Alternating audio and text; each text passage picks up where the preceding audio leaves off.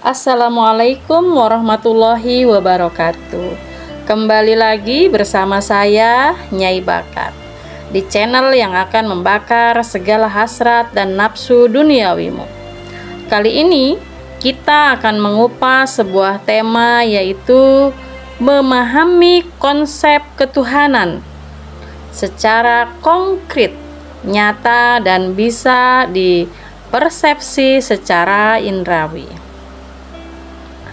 Allah adalah laisa kamislihi sayun, yang tidak bisa diserupakan dengan apapun, yang tidak bisa dipersepsi secara indrawi.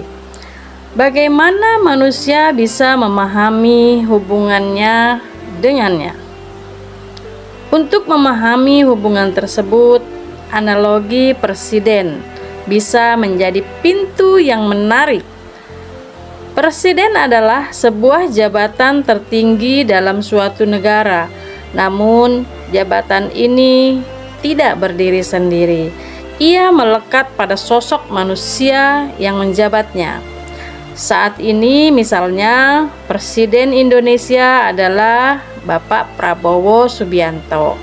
Tanpa sosok fisik, konsep presiden hanya menjadi abstraksi yang sulit dijangkau oleh masyarakat. Begitu pula dengan Tuhan. Dalam konteks keimanan, Tuhan adalah Zat yang Maha Kuasa. Namun, manusia yang terbatas oleh ruang dan waktu membutuhkan media untuk mengenalnya. Inilah mengapa Tuhan mengutus para nabi dan rasul sebagai representasi kehendak dan hukumnya di bumi. Para nabi menjadi wujud nyata dari pesan ketuhanan, sebagaimana presiden menjadi wujud nyata dari kekuasaan negara. Dalil Al-Quran mendukung konsep ini. Dan tidaklah kami mengutus seorang rasul, melainkan dengan bahasa kaumnya, agar dia dapat menjelaskan hukum-hukum Allah kepada mereka. Ya, sekali lagi saya pertegas, dengan bahasa kaumnya. Ini penjelasan daripada Quran surat Ibrahim ayat 4. Ayat tersebut menunjukkan bahwa manusia butuh penghubung yang dapat dipahami secara konkret. Tanpa nabi, manusia akan kesulitan mengenal Tuhan yang bersifat transenden. Apalagi sistem analoginya sistem kenegaraan. Seperti halnya presiden yang tidak dapat hadir di setiap wilayah secara bersamaan, maka dia akan mengutus seorang perwakilan resmi atau dikenal sebagai utusan presiden. Utusan ini memiliki wewenang khusus mewakili suara dan kehendak presiden, bahkan bisa mengambil keputusan atas nama presiden dalam situasi tertentu. Keberadaan utusan ini bukan hanya sebagai simbol, tetapi sebagai jalur legal yang menghubungkan rakyat dengan pimpinan tertinggi di negara. Begitu pula dengan Tuhan.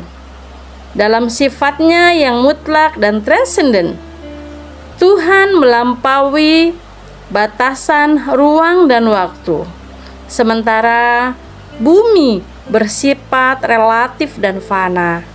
Oleh karena itu, Tuhan tidak turun langsung ke bumi, melainkan mengutus rasul-rasulnya sebagai penyampai wahyu dan pembimbing umat manusia. Para rasul ini berperan seperti utusan presiden, membawa mandat ilahi, menegakkan hukum Tuhan, dan menjadi jalan bagi manusia untuk mengenal serta menyembahnya. Al-Quran menegaskan hal ini. Nah, coba kita dengar. Dialah yang mengutus rasulnya dengan petunjuk dan agama yang benar, agar dimenangkannya terhadap semua agama, walaupun orang-orang musyrik membenci. Quran Surat At-Taubah ayat 33. Jadi utusan ini bukan sekedar pembawa pesan, melainkan refleksi hukum dan kasih sayang Tuhan di dunia. Melalui Rasul, manusia diberi petunjuk praktis tentang bagaimana menjalani hidup sesuai dengan kehendaknya.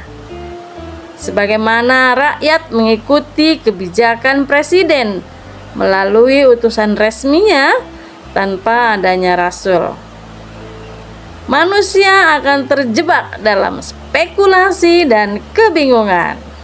Nah, sama seperti rakyat yang tidak tahu arah tanpa adanya pimpinan yang memandu mereka secara nyata. Sains mendukung keterbatasan persepsi. Fisikawan teoritis menyatakan bahwa manusia hanya bisa mengamati alam semesta dalam spektrum tertentu. Misalkan, kita tidak bisa melihat gelombang elektromagnetik dengan mata telanjang. Tetapi itu tidak berarti gelombang tersebut tidak ada. Hanya kita membutuhkan alat untuk bantu seperti teleskop, mikroskop untuk mengakses realitas yang terlihat.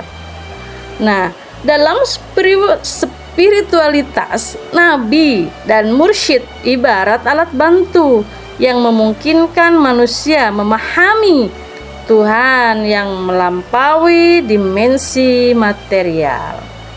Jadi kesimpulannya bahwa sama seperti presiden yang harus berwujud untuk dapat diakses rakyatnya, Tuhan dalam kebijaksanaannya mengutus manusia-manusia sebagai representasi dan cerminannya di bumi melalui nabi dan sistem ibadah. Manusia dapat menemui Tuhan bukan secara fisik, tetapi dalam pengalaman spiritual yang otentik. Ini memperlihatkan bahwa Tuhan tidak sekedar ada, melainkan hadir melalui cara yang bisa dijangkau manusia, asal mereka mau mengikuti sistem yang telah ditetapkannya. Oke, tetap stay tune di channel ini bersama saya, Nyai Bakar. Ilahi anta maksudi waridoka matlubi. Wassalamualaikum warahmatullahi wabarakatuh.